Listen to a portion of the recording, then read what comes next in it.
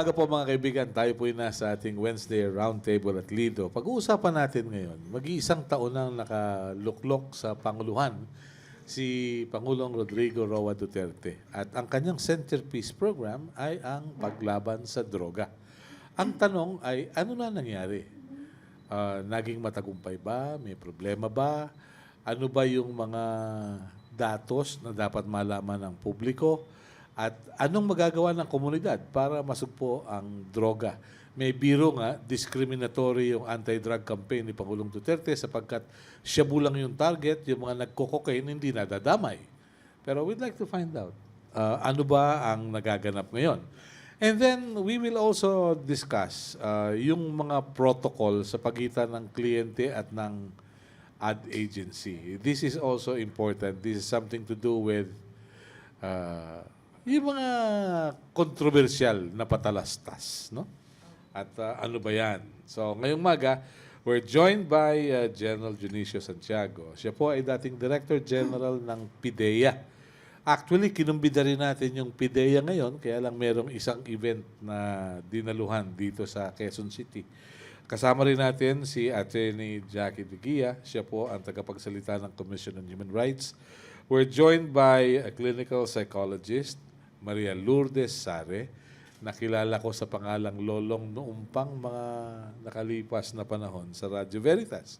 Kasama rin natin si Senior Inspector Angelie Engcot. Siya po ay mula sa DIDM ng Philippine National Police at si Ginoong Dindo Danao, spokesman ng Independent Public Relations and Advertising Practioners. General Santiago, you've been quoted by the President a number of times about the number of addicts in the Philippines or drug dependents. Ano po ba talaga ang sitwasyon when President Duterte took over as President? Good morning, good morning. Actually, yung figures kasi na yun, yung 1.8 million, it was a survey conducted by DDB. Ngayon, alam nyo naman, ang rehabilitation center base yan eh. Di ba? So, you cannot get the right figure kung sa rehab mo titingnan. Kagaya ng facilities na yung mega rehab natin sa Nueva Ecija, 5 to 10,000 ang capacity, maximum 10. Ilan ang pumasok? Basically, yung figure na kung hindi mo makukuha ng accurate yan kung doon mo kukuha. But you will have to magkukuha ka, magre-recompute ka niyan. Kasi yun nga, I think yung 1.8 easily more than double ang actual figure niyan eh. Dahil nga yung bihira, unang-una, maraming hindi papasok voluntarily dyan because of the poverty aspect. Alam niyo, sa nabanggit mo, nanggaling ako sa Bilibid, ang tao dyan, kahit nakakulong, they continue to be the breadwinner. Kaya pati ang droga sa Bilibid, tuloy-tuloy eh. Ako, nagbibigay ako ng mga tsinelas, yung GB shoes, yung mga hindi na nabebenta ng tsinelas. End of the year yan, bibigay sa akin lahat. Papadala ko 6 buy. Bibigay mo sa mga inmates yan. Bigay mo na umaga, afternoon, wala na yan. Bibigay sa pamilya. Kahit na mga naging criminal yan, yung iba naman yan, hindi naman sila inborn na criminals eh. Naging criminal sila because of situation. By nature, mabait ang tao eh. Ngayon, ang hindi lang nakakalimutan, yung pagiging family man. So yan ang isang factor dyan na hindi papasok sa rehab. Dahil kailangan maghanap buhay yung rehab system natin. It has to be, we have to re-engineer itong anti-drug campaign eh. We have to re-engineer. Okay na, successful ang police. Pero yung success ng yung tokhang na yan, may limitation yan. May limitation. Mag-move ka na doon sa ibang aspect. Unang-una, I consider yung campaign successful. Dahil talaga namang marami nang natakot, marami nang nagpakatino. Pero still, yung iba, forced to good to return. Pagbalik mo kasi wala ka namang livelihood, wala kang income. So you have to work on it. So nandyan ang Dangerous Drugs Board, napaka-importanting kuwan yan, policy maker yan. Pero nandyan, re-engineer mo yung kuwan, baguhin mo approach. Nandiyan ang Department of Finance, nandiyan ang DTI, nandiyan ang TESDA, all tappable. Para bigyan mo ng livelihood. But that's environment is a factor. Yung mga squatter area, ilawan mo yan. Kasi pagka madilim, madilim din ang utak ng tao. Ano pumapasok eh. Miski tayo, nagdaan tayo sa pagkabata eh. Pag nanonood ako ng sine, doon ako sa ilalim ng ilaw galing sa projector, mas madilim yun eh. Huwag kang pupunta sa unahan, kita ka, hindi ka makahalik doon eh, di ba? O doon sa ilalim na medyo midilim, yan nakita mo rito mga aksidente, puro sa mga unlighted areas. So madami kang gagawin. But we have to re-engineer, definitely. Hindi po pwede yung patay ng patay. Nagamit na natin eh, bumenta na yon. Tigilan mo na yon. Pumunta ka na doon sa all other aspects na ang tao marirehab mo without necessarily stopping or finishing them off. Meron akong nakausap na mga mula sa Thailand. Ang sabi, nung panahon ni Prime Minister Thaksin, they were serious in the campaign against illegal drugs. Pero nung kumustahin ko, kumusta ngayon? Ganun pa rin eh. May namatay pero hindi natigil. Saan nandun ang problema kaya? You back sa problema na societal yan eh. Yung imbalance sa buhay ng tao, nakakagalit yun eh. Pagkatapos kaming nasa gobyerno, yung nasa aircon ka. Pagkatapos nakita mo, matitiis mo ba yung naghihirap na? Pumunta ka sa Tondo. Ano ba nanggagaling ang mga problema natin? Mostly they come from the marginalized sector. Kung saan mahirap, nandiyan ang problema eh. Yan napakadali. Diyan di masarap magbenta ng droga. Diyan madaling mag-entice ng tao dahil hirap yan eh. Bigyan mo yan, patikimin mo. Pagkatapos eventually, nagiging hanap buhay na nila, pang-maintain na ng pamilya. Ang masakit dyan, yung mga ating mga big time dito, ang pananaw nila sa drug ngayon, it is business. Kikita sila. Wala silang pakialam paano sila kikita. Hindi naman sila directly, pera lang gumagana eh. Pero ang gumagalaw yung maliliit. Ang income sa kanila. So, that is what I heard na naging thinking ngayon ng mga financier. Naghahanap buhay lang ko. Hanap buhay ang tingin sa droga ngayon eh. How do you stop it? Okay. Mula sa Philippine National Police, ano yung facts and figures natin tungkol sa drug operations, doon sa mga death under investigation? Tapos, talaga bang trend yung nanlalaban o talagang nililinis lang? Hindi naman, sir. Hindi naman. Sige nga po. Give us the data. As of June 16, 2017 po, sir, we have a total number of incidents of 12,833. Among the 12,833, we have 2,098 the motives is to be drug-related, sir. And the non-drug-related incidents, we have 2,535. And the number of incidents with motives to be determined is 8,200, sir. So in all, 12,833, sir. Yung deaths under investigation, pag sinabing deaths under investigation, do you have a timeline to find out kung ano talaga ang motibo ng pagpatay? Yes, sir. Binabalidate pa po namin yan sa mga regions. Okay. Sinasabi na merong vigilante killings. Talaga bang may vigilante o ito ba ay medyo friendly forces din na iba ang trabaho? Sir, I'm not the right person. Okay, so, you're not the right person. yeah. Okay. I don't want you to lose your job. Okay. Let's be clear about it. Sa Commission on Human Rights, once you look at the figures, ano ang tingin ninyo? Well, first, I agree with General Santiago that if you look at the drug problem, it is really rooted in poverty, and much of it is brought about by lack of psychosocial support in our communities. And therefore, when we came up with the drug campaign, we must have approached it with a whole of government approach and made sure that it was not merely approached from the perspective of peace and order, but also from the perspective of health. So it should have been coupled, law enforcement efforts should have been coupled with efforts to establish rehabilitation centers manned by competent personnel. We should have had foreseen that because it is rooted in poverty, then there should be adequate provision of livelihood, and therefore skills provision by TESDA and by DOLE would have really been helpful to sustain the success of the drug campaign. And because most people resort to drugs because of depression or because of lack of confidence or because of problems with their support system, then it also emphasizes the need for psychosocial support. Having said that, the Commission, really does support the campaign on drugs. In fact, if we examine RA 9165 and look at the declaration of the policy, then we will see that it's actually a human rights-based approach legislation, because the purpose of eradicating drugs is really for the youth. And if we look at the last sentence of the declaration of the policy in RA 9165, it emphasizes rehabilitation. And in the past, we have not generally interfered with the implementation of RA 9165, primarily because the rule of law was always upheld. Drug enforcement agencies saw to it that drug suspects were apprehended unless there were valid causes otherwise. And with regards to this recent campaign, what we have repeatedly emphasized in the past was just to revisit.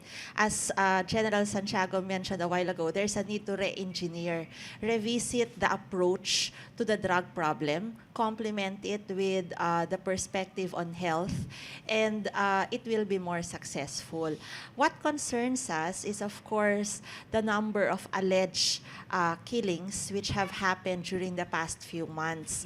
And as you have mentioned a while ago, it is a cause of concern for us that there are a number of deaths resulting from police operations, and that there are a number of deaths arising from vigilante killings. And both are matters of concern for the CHR. With the vigilante killings, although there is no direct evidence linking state authorities in the vigilante killings, as law enforcement agencies, these are matters of murder and homicide which must also be investigated. And therefore, if we investigate these killings, we send a strong message that we do not tolerate or condone the killings. And therefore, it is not state-sponsored.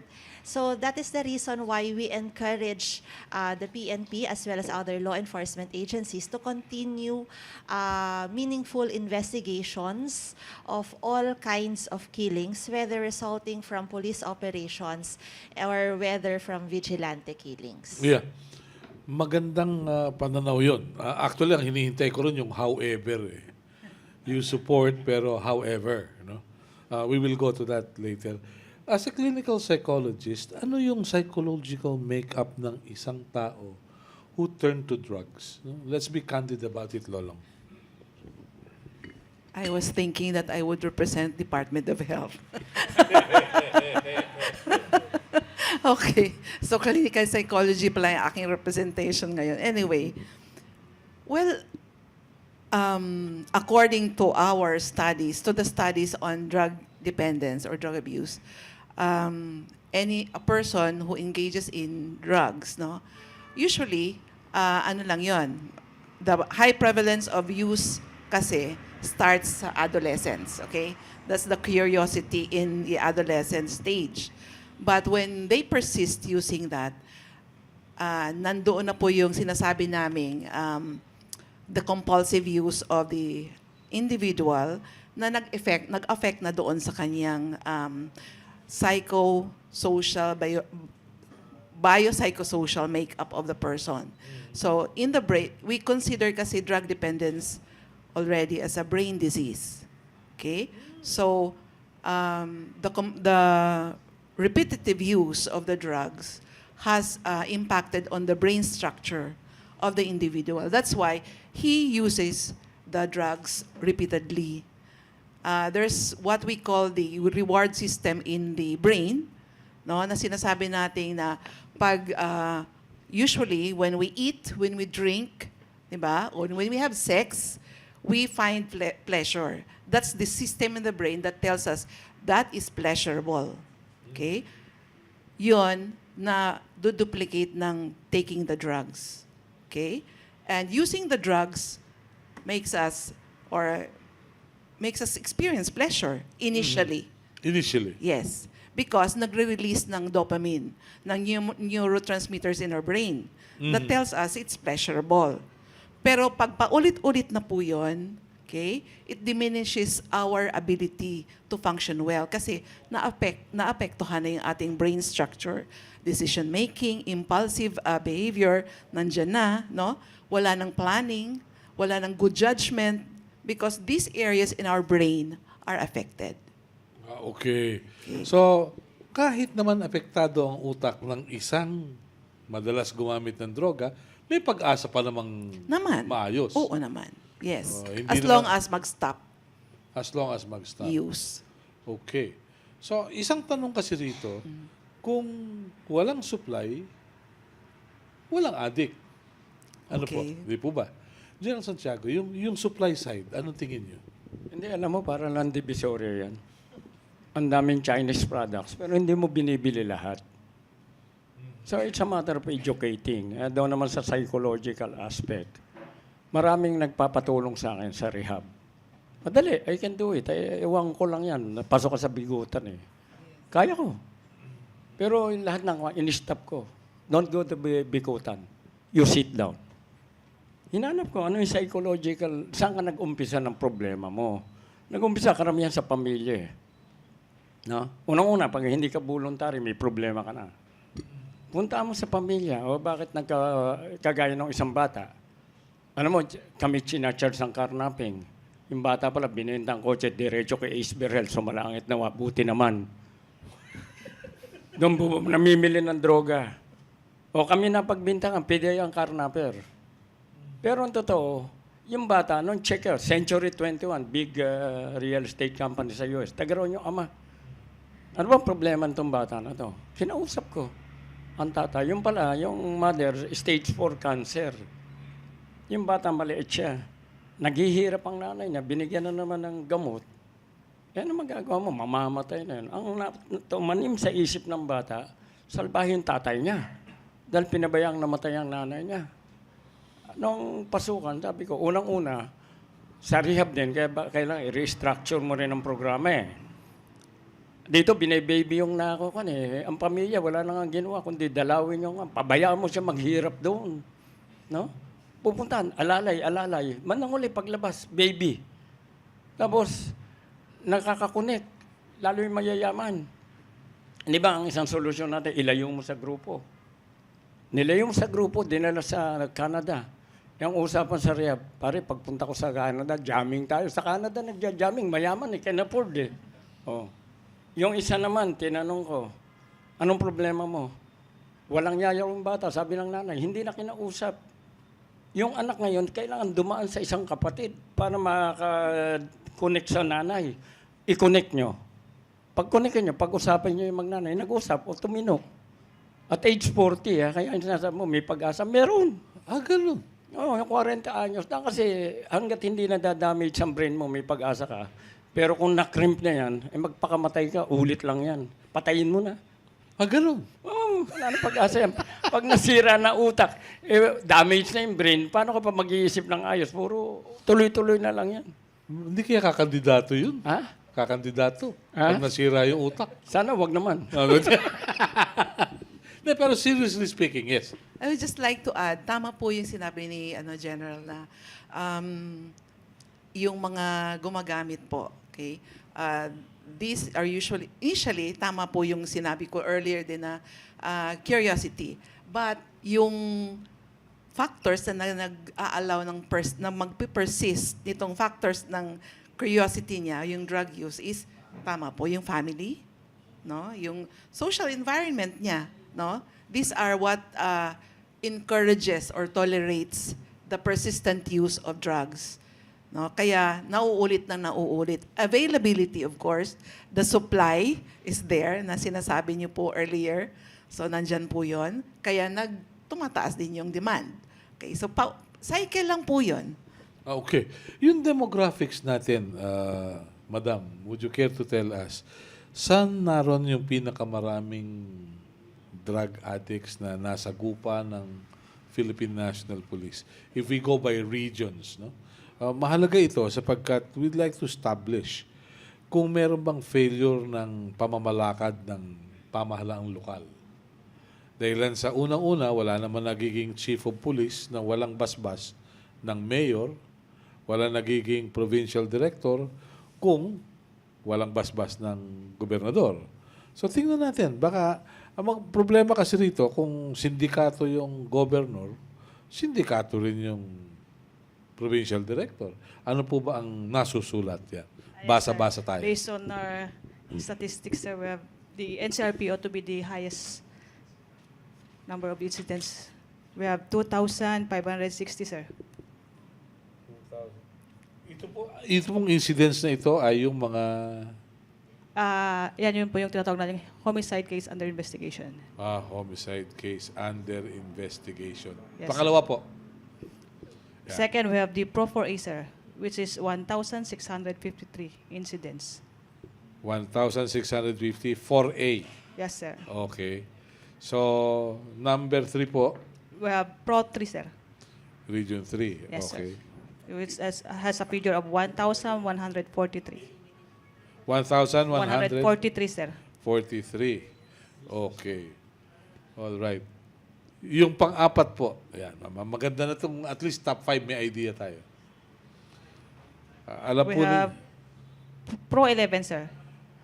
saan po itong Pro 11? Davao area, sir. Davao. Yeah. Ano po?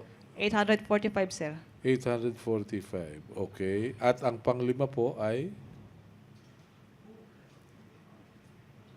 Yan. Pro 12, sir.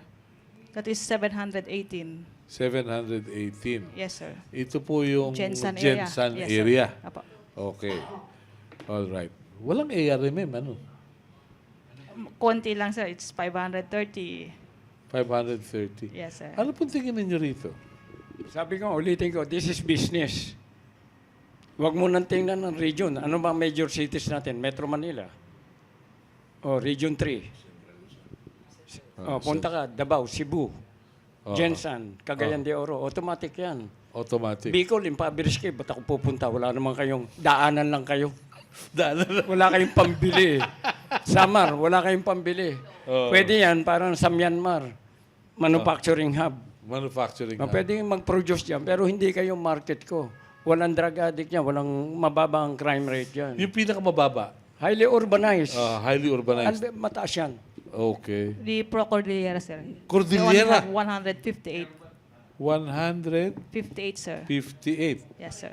Production base lang ng marijuana, hindi doon binibenta gagawin. marijuana. Okay, so that explains. Binababa sa La Union yan. Ganun. Hindi, daanan. Hulihin mo doon. Try ko yan, try boundary yan. Mag-abang ka lang doon sa ibaba. Pag hindi nahuli ng pulis ng PDEA ng other law enforcement, hindi ibig sabihin hindi ginagawa trabaho. Ganun. Yan lang ang daanan yan eh. Wala namang daanan Corridor, ng marijuana eh. Okay. Pag-aralan mo geography mo, yun ang babaan. Try boundary yun. Wala kang ibang dadaanan marijuana kundi doon. All right. Yes, Dindo. Yeah. May I comment on that, no? Maganda yung sinasabi ni General. Maganda rin sinasabi ng data natin, ano? But the way I look at it, if you look at the gross domestic product distribution, mapapansin niyo ba? About 73% of the country's gross domestic product ay nasasang-ayon doon sa top 3. Where you have NCR, Central Luzon, and Calabarzon as the top 3 contributors ng kayamanan ng Pilipinas. Ergo, parang sinasabi natin, kung saan maluwag yung pera na umiikot, nandun din yung, as the General said, business nga. Okay. So, may posibilidad rin na yung nagtutulak ng droga, nag-sideline mula sa original na trabaho ng nagpapataya ng wedding. That's what you call marketing, Melo. Dahil multitasking. Yes. No. Kung talagang organized nga yan, kung organized yan, the way I look at it as a marketing analyst, alam nila kung saan yung may pera. Okay. That's my point. Okay. So, kami sa Bicol, hanggang gin bulag na lang kami. Oh, hindi ibig sabihin, hanggang doon na lang eh. Yun na nga eh. Okay. Yeah, it has something to do with the purchasing power. With the purchasing power. Yes. Dito nga, sinasabi natin eh. Parang ganun nakita ko sa ano. Okay, marketing aspect yan. Pero sa human rights, itong figures na ito, anong kahulugan sa inyo nito? Meron na ba kayong mga naimbestigahan? We do agree with the numbers. We have taken note that in the past few months, it was actually Region 3, Region 4, as well as NCR, followed by Cebu closely. And as General Santiago mentioned, we attributed it to the fact that these are the urban centers and where money proliferates. And therefore, we see higher number of reported cases of drug use as well as killings. Okay. Yes, please. Sa kapag mahirap na probinsya, marami kang space yan for recreation. Walang bisyo tao masyado dyan. Metro Manila, siksikan na, mabisyo pa tao. Tapos nandito, pati yung bata ngayon, gusto kong ipasara eh. Ewan ko ito kung nagbe-24 oras to. Yung mga Starbucks na yun, papasara ko yan kung ako eh. Imagine, ang bata naging start ang buhay. Pati bata ngayon na hindi pa yata naglalakad eh, nagkakape na eh. Oh, alas 10 nag-uumpisa buhay ng tao ngayon dito sa Manila. Kaya ang curfew is very effective. Medyo ang umayaw yata human rights eh. Hindi ko alam ha. Pero ako hindi. I love to, based on experience. Based on experience, taga-nabotas ako eh. Pag sumirena ang Malabon, salo kami, nabotas sa Malabon, wala nang bata sa kalye. Metrocom ako eh. Wala akong problema pagka-curfew eh. Pag gagising na ang tao, pwede maggala. May problema na ako. Kami martial law implementors eh. Pagka sumirena yan, tahimik na buhay ng Metrocom. Tsansa na namin matulog doon sa mobile. Pero pag gagising ang tao, galaw ka ng galaw. Nanlalapot ka na, ikot ka pa ng ikot, patrolya ka ng patrolya eh. Ako, I'm talking about my experience as a lieutenant. Saka my experience as a field commander. Wala kaming problema. Naghaharana lang kami. Walang barilan eh. Sa Cotabato noon. Ngayon na nauso barilan. 2 battalions lang kami. Covering the whole of Mindanao. 26 and 27 IB. Davao, Cotabato kami. 26 IBs, Lanao and Zamboanga Peninsula. May isa lang kami support battalion from Camp Evangelista. Ngayon ilang batalyon na naglalaro dyan na tumahimik ba? Alam mo, yung pag gumulo, walang recreational facilities, wala kang means to survive. Nung bata kami, maliligo kami sa dagat, may baong kami buslo. Pag inipit ako ng alimasag, good luck na siya. Pag uwi ko, kawali ang diretso niya. Kung ngayon, because of pollution, maraming factors kang i-consider ngayon. Okay. Environment na hindi pinapakailaman ng tao, human trafficking na ang batas natin, human trafficking and illegal recruitment, may mismatch and may shortcomings. Panay hearing sa Senate, hindi naman na-review na ayos yung mga batas natin, ano? Ang higpit ko sa kontrata, marunong ako sa OFW. When I was travel clearance kami, Marshall, hindi ka bibiyahin outside the country kung hindi ka dadaan sa kamay ni Lieutenant Santiago. Re-reviewin ko kontrata mo. Pag disadvantageous, huwag kang bumiyahe. Because when you travel abroad, you become a liability sa government. Okay. Then it was followed by an assignment in Malaysia na nakita ko kung paano inaabuso ng taga-embassy, taga-konsulado, yung mga OFWs natin. Pag kami, buti nga ngayon, may OWA funds na, no? Noong araw kami, pag kami naipit ka, entertainer or mga Filipino nationals, kami nagko-contribute ng pambuhay doon, pagkain ng mga iniipit ng immigration ng Malaysia. So ito, ang kailangan mo rito, mga tamang tao sa gobyerno. Kung ang plano mo, magnakaw ka, magpakamatay ka na, huwag kang makaupo-upo sa gobyerno. And those who are appointing, they know who are these people. Those, alam mo, presidente natin is too busy. Yung mga nakatabi sa kanya, huwag naman 40 barkada mo, ipapa-appoint mo. No? Masama yun. Okay. Kung mahal mo bayan mo, don't do it. Kung kaibigan mo, busugin mo siya, pero wag mong pahawakin ng responsibility. Makakasira. Don't put them in government. Okay. Ano? Alright, balik ako human rights. Attorney, when somebody comes to you at nagsasabi na mukhang nilinis yung anak ko, what do you do? Nilinis, napatay, pinatay, Okay. nanlaban, kahit walang baril. Immediately, because we are a government agency and because our mandate is really to entertain all clients and conduct investigation, then we do receive the complaint. And we wish to emphasize that when we conduct investigations, we are gathering facts muna and we are trying to determine the truth. Therefore, there is no conclusion yet because sometimes there is a presumption that when the CHR investigates, there's already a conclusion, and that is something that we wish to correct. So it's a tedious process. We try to find out what is the truth regarding the circumstances. We engage with the victims, the kin and the witnesses, and we also take lengths to engage the alleged perpetrators. So we give them an opportunity to air their defenses. And after the conduct of the investigation, that is the time that we come up with resolutions. In this campaign on drugs, we would like to note that almost 90% of the cases that we are investigating are on our own initiative, meaning to say that only at least 10% or less have complainants. And this is also understandable under the circumstances because of the culture of impunity as well as the climate of fear that we have. Because the alleged perpetrators may be persons in authority, therefore there is hesitance with regards the victims. It is also curious to note that during the time when Operation Tokhang was put under hold, there was a surge in the number of walk-in complainants. But immediately after the drug campaign resumed, again there was a drop in the number of walk-in complainants with the commission. Was it coincidental? Well, during that time also, the Supreme Court came out with a writ of amparo and gave its protection order to the victims of payatas. And therefore, a lot of people felt encouraged to seek the Commission's help as well as to file cases. But immediately after, and there was also a pronouncement from the PNP that there was going to be internal cleansing.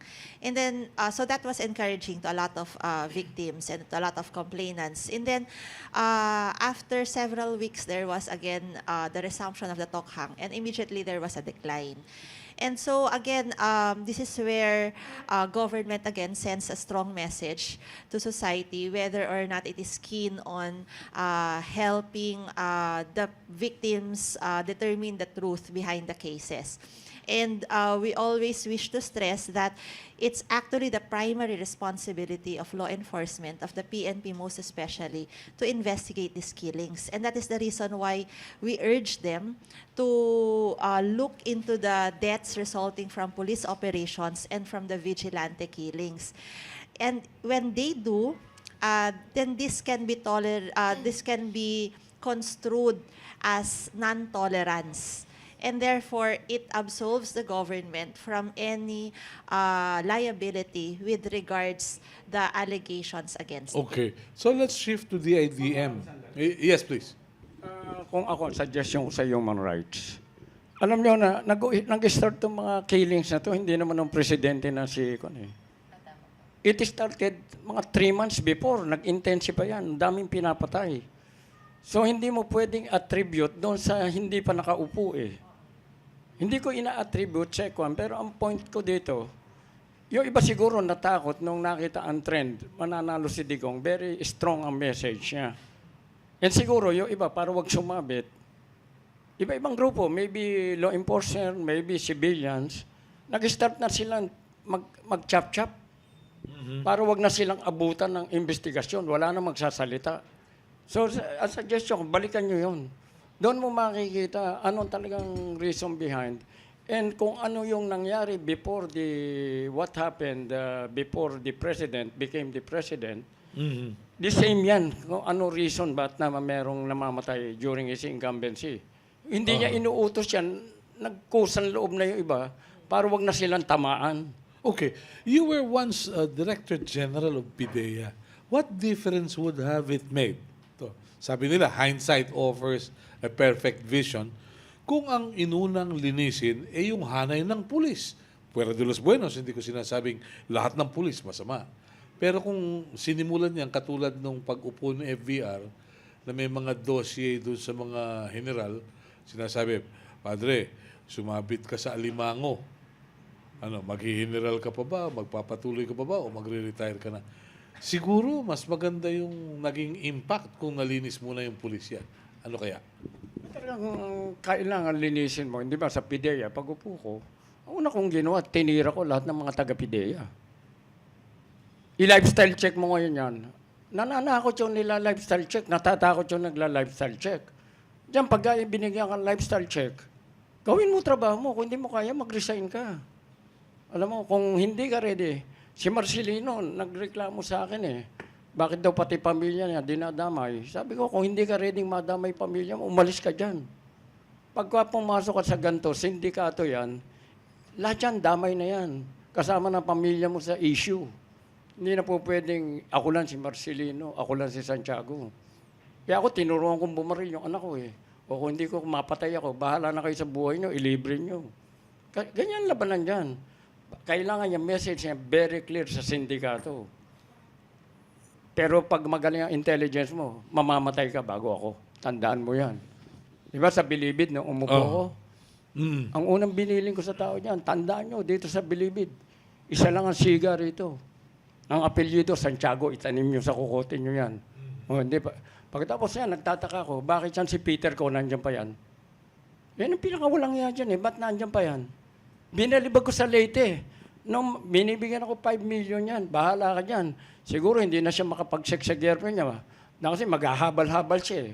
O, matagtag sa Leyte. Siguro pagdating doon, wala na, hindi na inspired para makipag-sex.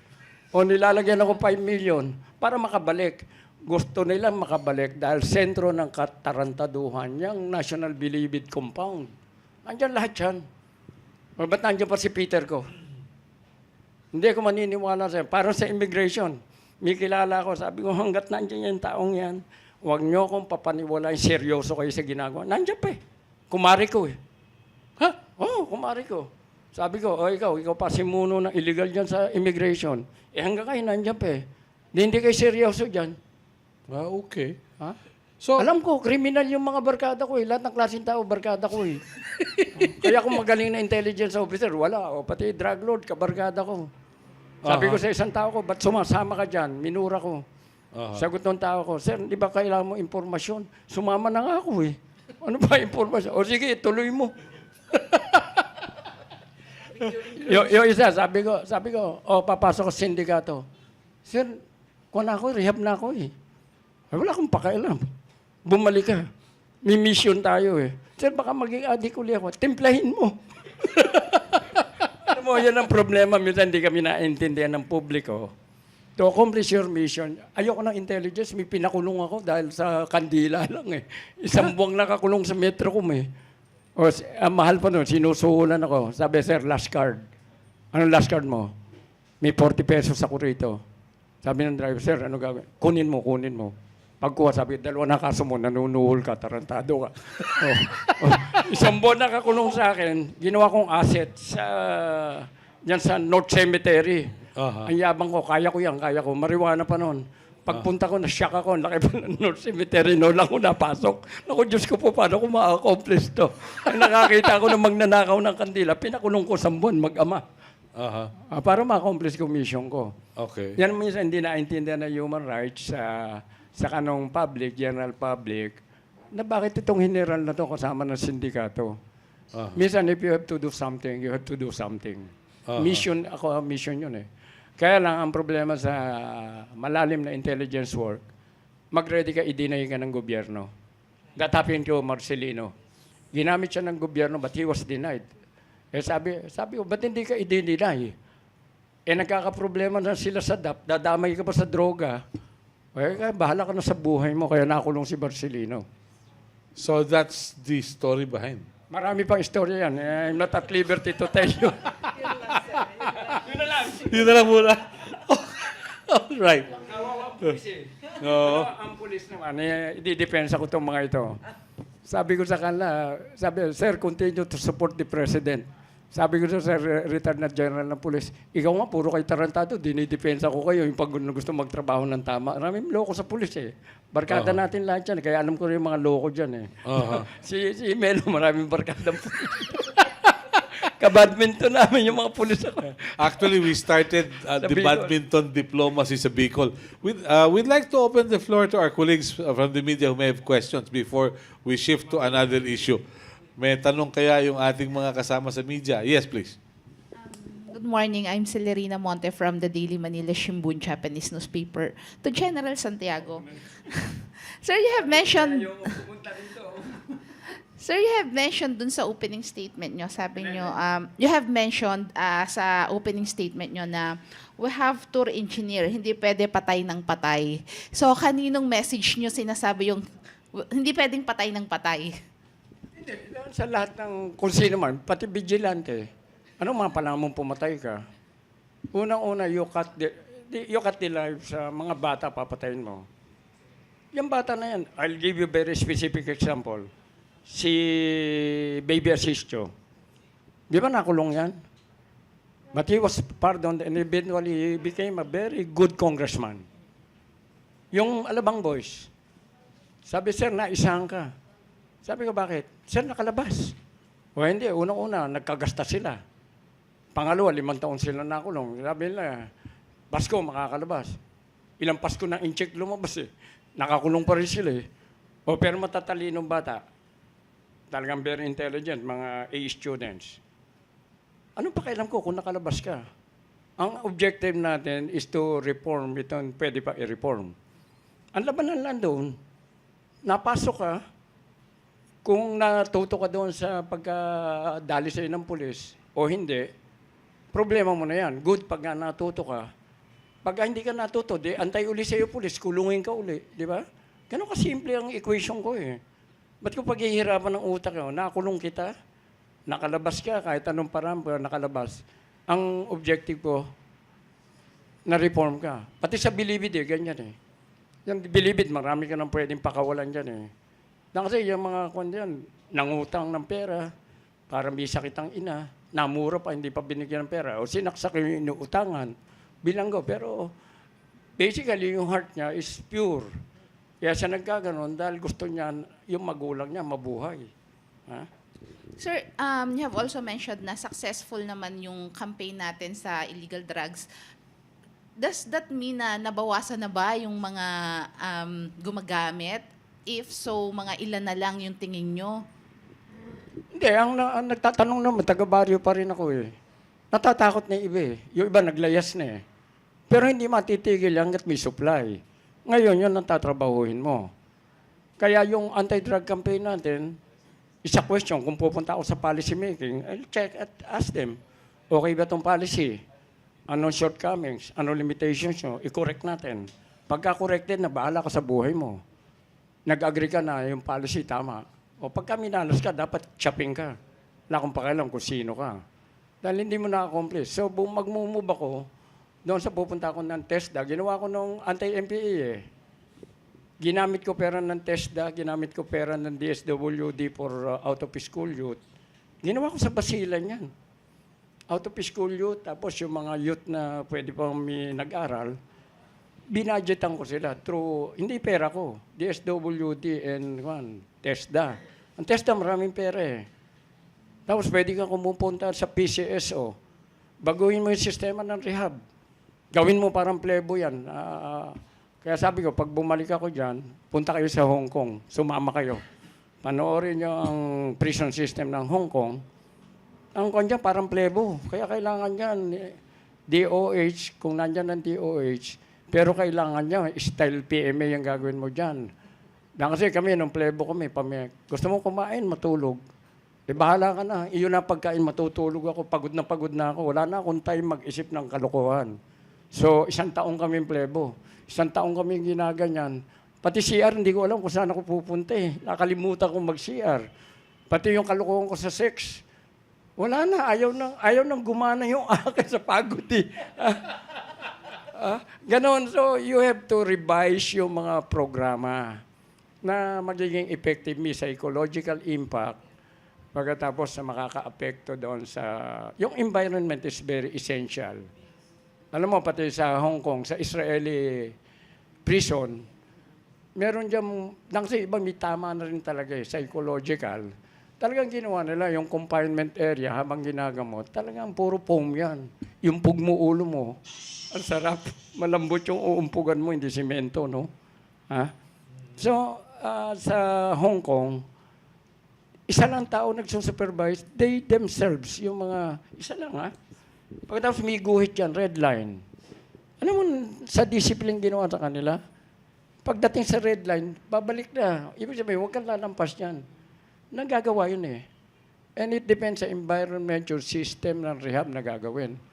No? Pero pag ang pupunta rehab dyan, nakatunganga ka lang maghapon dyan, iniisip mo yung pamilya mo nagugutom. So hanapan mo rin ang livelihood. Kaya suggestion ko nga, yung 10,000 capacity na rehab facility, pwede mo nang hatiin yan eh. Kahit mag-regional ka, hindi mo mapupuno ang 5,000. So ang gawin mo dyan, sa akin, yung mga nasa bilibid na minimum security prisoner, i-move mo dyan, 5,000, kasyang-kasya doon eh. Hatiin mo yon. Tapos bigyan mo sila livelihood, magtrabaho ulit sila, maggawa ng mga kalsada, may income. Marami kang magagawa na sistema. Kailangan income. Pag walang income, tapos yan. Tiyan nyo, sa NUDP, National Unification and Development Program. 45 days na ng chicken eh. Ngayon, 25 days na eh. Kaya ang daming bakla, no? Kasi yung ini-injeksyonan mo, puro chemicals na yun eh. Dati 45 days, yung 25. Tapos wala namang umaasawang tandang na nangingitlog. Ayun na nakukuha yung mga hormones ng pambabaeng. Kaya ang bakla dito, pag naglakad eh, bakla na eh. Nung araw matagal bago lumabas ang pagkabakla, di ba? So, lahat ng programa mo, pag-aaralan mo na in such a way na yung needs ng family. Maraming dito family men. Age level, di ba? Yun ang mga iba, peer pressure, mga kwan. Yung iba naman dito, super yaman, wala nang magawa kung ano kung ano gusto binibigay ng magulang. Meron isang mayaman, psychological to. Meron isang mayaman, Bacolod, I will not mention the family name. She became a call girl. Alaga namin mga call girl sa Malaysia, aalis pa lang yan, alam na namin. Dinadalaw ko sa Sabah yan, sa Singapore. Anong reason ng isa, bakit siya nag-call girl? Sa yaman nila, lahat ng gusto niya, nakukuha niya. Naanakan, walang problema. Handle ng pamilya yung anak. Ano naging challenge ba? Ba't niya mas gusto mag-call girl siya? Hindi niya alam. Doon very definite siya na positive lahat sa magulang. Doon din niya alam. Minsan makita ko may black eye, nasuntok ng customer. Yun ang challenge sa buhay niya. Hindi niya alam. Ang excitement niya, what will happen with this customer? Every customer is a new experience eh. Yun ang naging excitement niya sa buhay. Kaya happy siya. Call girl siya sa Malaysia. The whole 3 years na nandoon ako. Kakwentuhan ko sila doon. Nakahiga ako sa kama nila. Dadalawin ko sa hotel. Kwento mo buhay mo. Yun, nakikinig lang ako. Sa CHR po, ma'am, you have mentioned na almost 90% of the cases ay own initiative nyo. May we know kung ilan ba yung iniimbestigahan ng CHR at how many na yung na-filean na sa court? Well, right now, we are investigating 646 incidents of deaths. These are 646 victims who have lost their lives.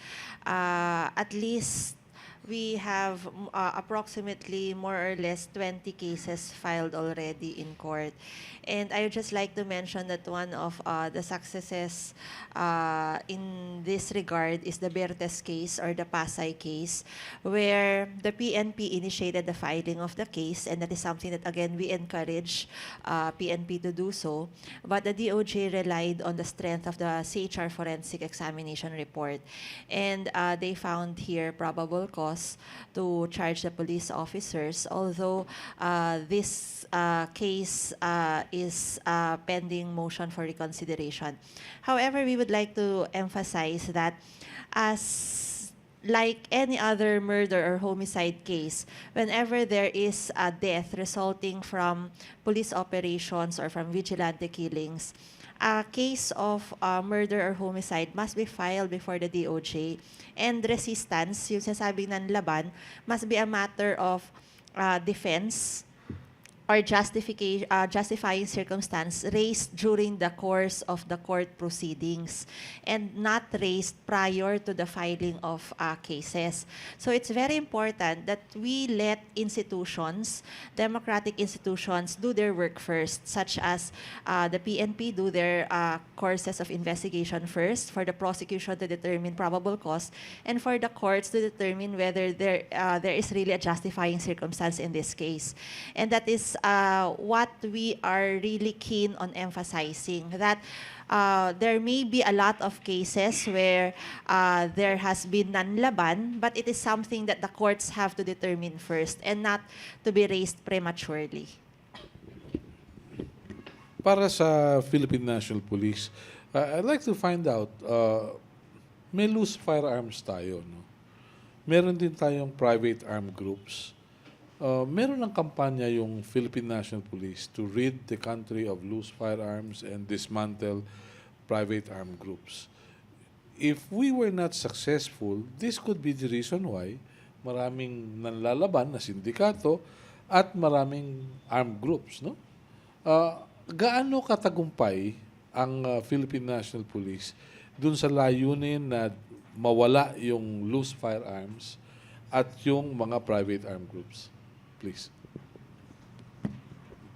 Sir, pwede kong bitahan niyo si Okay. PDEG, sir. PDEG. Yes, please. Lapit po kayo rito. Yan. Thank you very much, sir. With regards po sa campaign natin against loose firearms, as we can notice po, lahat ng karamihan ng drug operation natin nakakakuha tayo ng matataas na baril, may mga baril sila. Kasi isa po ito sa mga isa ito sa pandepensa talaga nitong mga engaged sa illegal drugs, kumbaga pandepensa nila. Pagka po kasi minsan may tinda sila, walang pambayad yung kwan, minsan palit gamit na lang.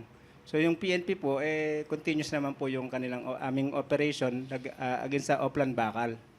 So isa po nga yan, itong mga karamihan po, mga loose firearms kasi itong nandito sa nagagamit ng kwan. Kung di ko po nakakaligtaan, yung Firearms and Explosives Division ng Philippine National Police, meron layunin noon na ma-monitor itong mga armas na ito. Yes, sir. Ma-monitor in the sense na may forensics din kayo at may record dyan. Yes, sir. Doon ba sa mga nasasamsam, sa mga nanlaban, natitrace ba ninyo kung saan galing yung mga baril na yun? May serial number ba yan? Baka galing din sa pulis yan o galing din sa militar. Chances are. Yes sir, isa po yun. Lahat po ng baril na nakukumpiska natin, pupunta po ito sa sinusurrender. Ang depository po kasi nito is ang crime lab natin. So lahat po ng mga baril na yon na may serial number pa, or even those DPs na pwede pa pong matrace yung serial number, bine-verify po. Hindi naman po kailan na talagang meron ding mga government issued na nare-recover natin. Pero most of those, sir, yung mga pulis natin na medyo ligaw na rin ang landas, minsan na isasangla, yung iba nawawala, yung iba naman po talagang nare-recover natin doon sa kwan. So, continuous pa rin po yun, sir. Okay. Mabuti kung ganun. Yung private armed groups, dahilan sa kung meron ka sindikato, meron kang negosyong ganito, kailangan mo rin ng grupo to protect you, right? Yes, sir. May kampanya ba kayo ron? Yes, sir. Opo.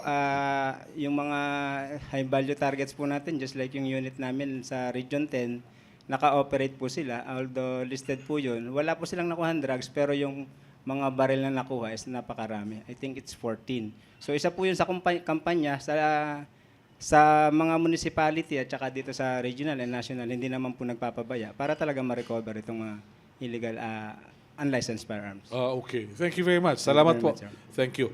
General Santiago, narito na rin lang kayo. What have you heard? Sabi kasi ni Pangulong Duterte, may droga doon sa Marawi. baka naman meron kang impormasyon na pwedeng ibahagi at mabalitaan namin yung hindi namin alam. Noong pa naman yan, yung kinulong, tama yun eh. Alam mo, ang advantage ito si President Digong, barumbado rin talaga to eh. Tama dito sa sitwasyon nito, kailangan mo rito barumbado. And I hope the one who will replace him, barumbado rin kagaya niya. Parang may continuity. No, yung, naku, nakatingin sa akin human rights. Hindi, kasi maraming problema. Alam mo, may ginawang magandang pulis. Ngayon, ang problema, ang Pilipino mareklamo. Alam mo, nung higpitan nyo yung pag-i-issue ng license, pati ako, tinamad na ako pag-comply sa requirement eh. Sabi ko, sige, pang-kumpiska ko na lang itong baril. Eh, bumigay ang pulis. Tama yung ginawa ni Purisima, yung higpit. No? Para sa akin, sabi ko, nung araw, ang authorized lang magdala ng baril, pulis at military. Ang military, pag off-duty kami, bawal kami magdala ng baril. Ang pulis lang ang po pwede. Minsan nakakagalit. Loko, mga pulis to, sila lang po pwede. Pero kung titingnan mo, tama eh. Dahil ang kinakatwiran ng iba, paano ang depensa ng mga, ang mga mababait na tao against the criminals? Yun nga ang gawin mo. Pag kami baril, pag checkpoint, military ka, pulis, hindi. Ba't kami baril? Huli ka. Yan ang depensa mo dahil hindi po pwede na military, pulis, hindi ka military, hindi ka pulis, nakabaril ka. Ngayon, private army, napakahirap yan. Ang ginagawa ngayon, and I hope this is what they're doing. Bahala ka na, may kakampi kang, alam mo dito, may kasangge. Military, police, law enforcement, may kasanggang grupo yan. At least may hinuhuli na yan. O di huliin mo lahat ng kalaban mo, saka mo nabalik ang kakampi mo, at least nabawasan mo. No? Kung wala kang gagalawin, sino lalaban doon sa ampatuan? Pati media, pati ibinaon, binuldoser. Kakayanin mo yun kung isa kang matapang. Nung PDEA ko, 2000, di pa ako PDEA, I became PDEA 2006. Walang pinapanalong kaso sa Cotabato. Nung dumating ako, at least meron kami nakumbik. Ano, patigasan lang ng dibdib. Alam mo, pati yung mga sindikato, pati yung mga Muslim group na yan, namamalahibo yan. At ang MPA testingan ka, pag upo mo, aatakihin ka. Pag napatayan at ninervyos ka, ang ayaw nila yung pag inatake mo. Ako, yayabangan ko kayo. Hindi nila ako nadali. Wala akong casualty kahit isa as a military commander. PDEA, marami akong napatay. Namatayan ako sa PDEA. Ganyan katindi ang drug problem. Kaya dapat i-appreciate ng publiko na talagang pinakamalaking problema itong droga. Nakadikit sa crime yan eh. Okay, very well. Yung isang bagay, medyo maganda to eh, may segue tayo eh. Yung relasyon ng kliyente at nung ad agency, ano ba yan? Magandang pag-usapan to eh. Dahil packaging to eh. Last week po nagkaroon ng kontrobersya, ika nga. Yung DOT TV ad scam. So, kami mga practitioners dito sa media at saka public relations, ina-analyze po namin kung ano yung dapat nangyari. Makatarungan ba yung ginawa ng DOT na biglang kinansela? Was there a due process? Hanggang ngayon, wala pa kaming katanungan. Wala. Bakit? Oo. Wala sagot. Wala pang sagot. Kami lang po yung sa aming sariling pag-iisip, kuro-kuro lamang. Unang-una kasi, I'd like to establish na ang paggawa po ng patalastas ay mahaba po. At times, kailangan mo ng re-engineering, sinasabi ng ating general. Where there are issues, doon nagkakaproblema minsan eh. But, sa paggawa ng patalastas, parang gumagawa ng bahay. Meron kang homeowner, meron kang contractor. Yung homeowner po, nagbibigay ng direksyon para sa contractor. Ergo, dito sa paggawa ng patalastas, ang kliyente diyan, DOT, sila yung may pera. Pera ng taxpayers yon, yung sinasabing 650 million. Kumuha ngayon ng partner in the name of McCann Erickson. So, this is what you call partnership. Because you sign a contract to do the specific job of producing or marketing the Philippines sa iba't ibang countries, maybe domestic market, meron kang Japanese market, meron kang North American markets, all these things, para enganyuhin mo sila para pumasok sa Pilipinas. Yun ang negosyo ng tourism natin. Okay. Unang-una, partner nga kayo para kayong mag-asawa. Sa mag-asawa, this is what you call conjugal property. Ganito rin po dapat ang inaasam namin that there's a conjugal accountability. Yung due process po parang nawala because nung nagkaroon ng uproar sa sa social media, 2 days after that, Makan Erickson, out ka na. Ang tanong namin, hindi ko nga alam kung kanino itatanong to. Kongreso ba?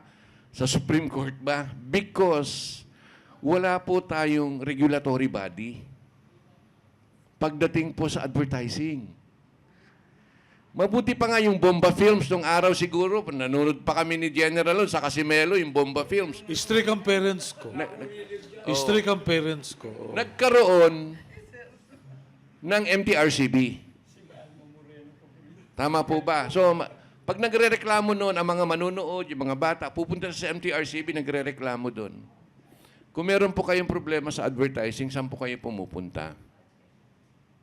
Wala pong government agency. Wala tayong PDEA sa ganon. Ngayon, ang establish po dyan ng mga protocols marami, globally accepted. Unang-una, pag binigyan ka ng direksyon ng kliyente mo na gusto ko, gagawa ka ng promotions para ibenta mo ang Pilipinas, napakahabang diskusyon po yan. Sino nagbibigay? Yung kliyente. Okay. Babalik kami sa agency, brainstorming kami ng mahabang-mahaba. After 2 weeks, 3 weeks of painstaking meetings, babalik kami sa kliyente, Mr. Client, ito po yung aming strategies. Aprubahan mo. Aaprubahan mo ngayon. Ang dami pa pong proseso. We have about 14 processes bago i-ere ang isang commercial. Okay. My point is, nung lumabas yung commercial, lahat ito ay naprubahan mo, Mr. Client. Okay. Yun lang yung point ko doon. In essence, a TV ad production is a work in progress with the conjugal consent of both client and the ad agency. Yun lang po. Okay. Yun lang. Pero anong nakita nyo? McCann Erickson was dropped like a hot potato? The way we look at it, because nung lumabas yung mga Facebook in 48 hours yata biglang ganun. So, Ang nakikita namin doon dapat may due process. Okay. Now, if there was indeed a due process within the DOT organization, hindi namin alam. But the thing is, ang tanong, sino ba ang sinasabi nagkamali yung agency? Tama po ba? Yun yung sinasabi. Nagkamali kayo, may palpak kayo Okay. di dapat panugutin mo yung agency. Okay. Dapat sila rin magdepensa. Yung agency should explain their side. Yes, depensa dapat. Okay. Pero ang alam ko kasi, bago lumabas yung advertisement, dapat aprobado nung Approve po kliyente. yun. Approve po yun. Kaya ang dapat mananagot nga in essence, hindi nga yung hindi nga dapat yung agency. It is the handler of that 650 million taxpayers' money, which is DOT. Mananagot sila sa tao, dapat. Medyo please. Hindi ko marketing guy, pero ang question, plagiarism. Effective ba yung nag-improve ang ating tourism arrivals? Sa akin, yun ang measure Unang-una, parang kotse yan Puro computerized na, isang design na lang yan. Pagandahan lang sa binabago-bago na lang, yung design ng dashboard. Pare-pareho na yan. German technology. Ang gaganda ng ang gaganda ng marketing pitch ng other countries. Ba't mo paghihirapan ng buhay mo? Di mag-adapt ka na lang doon. Ito, bumebenta to. Unang-una, hindi naman ang market natin, Filipino market eh. Tinatarget natin, foreign arrivals eh. China lang ang kumikita sa domestic tourism, sa dami ng incheck. Eh dahil kulang ang Pilipinong may pera, kailangan natin papasok ang may pera. So para sa akin yung ginawa ng Macan Erection, tingnan mo, eh, kahit ba nangopya ako, eh, kumita yan, bumenta yan eh. Eh, ba't mo ako papatayin? Eh, mangungopya ka, eh, magagawa ko, ang gaganda na eh. Ba't ako gagawa sa sarili ko na gagamitin, pupulbusin ko pa yung utak ko pag-iisip, eto maganda. Ano? Ewan ko ha. Ganon kasimple kukuti ko. Yeah. May ethics din in advertising, right? Yes po. Uh-huh. Yes. Ito nga, basically pinag-uusapan natin eh. Ethical ba yung, Melo, malis ka na dyan. Ethics ba yun? Yun, is that ibang within the usapan bounds? Yun yung sinasabi ko. Is that within the bounds of the code of ethics? Ako mismo hindi ko alam dahil kanino ako pupunta? Supreme Court? Kanino ako pupunta? Is there an executive regulatory body? Di ba? Baka i-open niya riyan at lahat ng stakeholders sa industriya mapag-usapan on certain policies. Okay. Maganda pa yung sinabi ni General. Ako nga din kung talagang bebenta yan bakit hindi? Yun nga lang po, yung commercial na i-ere ng June, ang parang pinaka-cycle nila dyan, meron silang calendar to monitor kung effective kung ilan yung pumasok because of that advertising dito sa turismo. So, yun yung numbers game. Kami ni Silerina, ang tingin namin dyan, simple lang eh. We will follow the trail, the paper trail. May bayaran na ba nangyari? Doon kami sa bayaran titingin eh. Dahilan sa, sabi nila, merong cost-benefit ratio eh. Tama For po. every centavo that you spend, dapat may babalik. May ROI. Tama That's naman yung true. kay General. In terms of numbers, Oo. yeah. Ang experience nito sa Toyota, alam niya kung anong approach ng ng Hapon.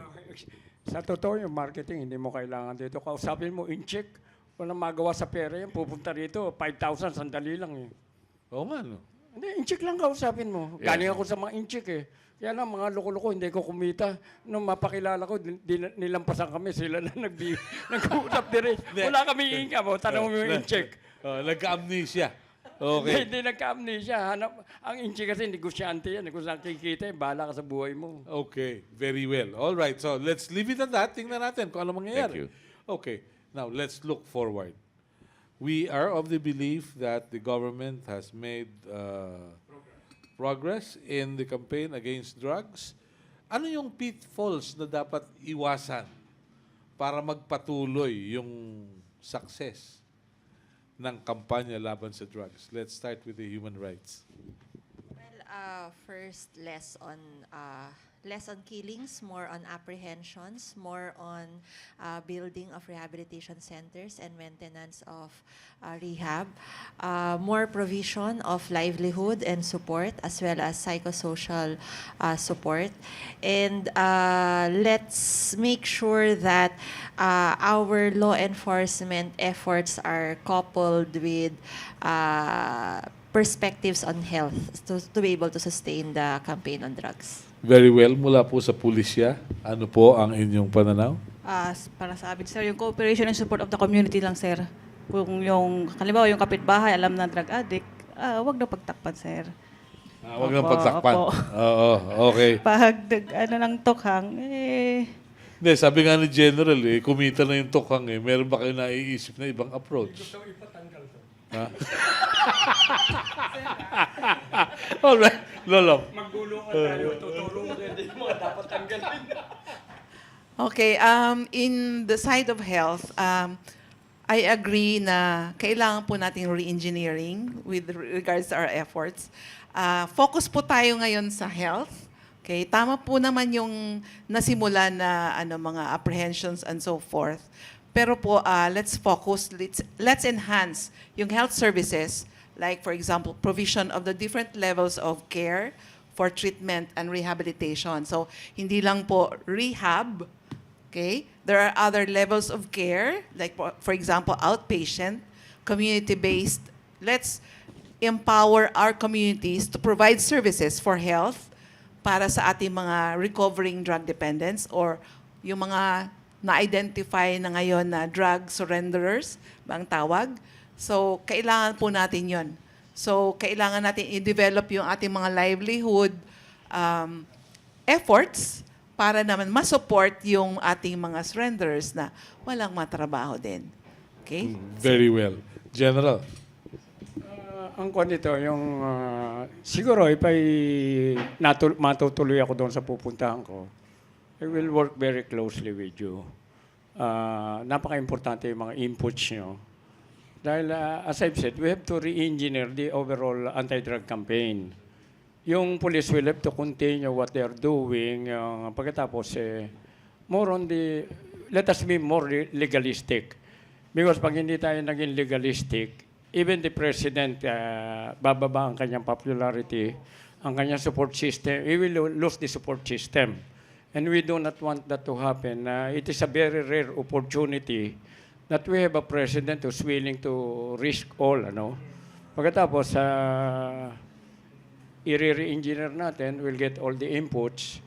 Pagkatapos yung police, we will let them continue to do their job. Kung ako umupo, tatawagin, there are 5 pillars. Magpipresentin ko lahat ng pillars. Isa-isa. Law enforcement, mag-present kayo. Ito ang law, ito ang policy.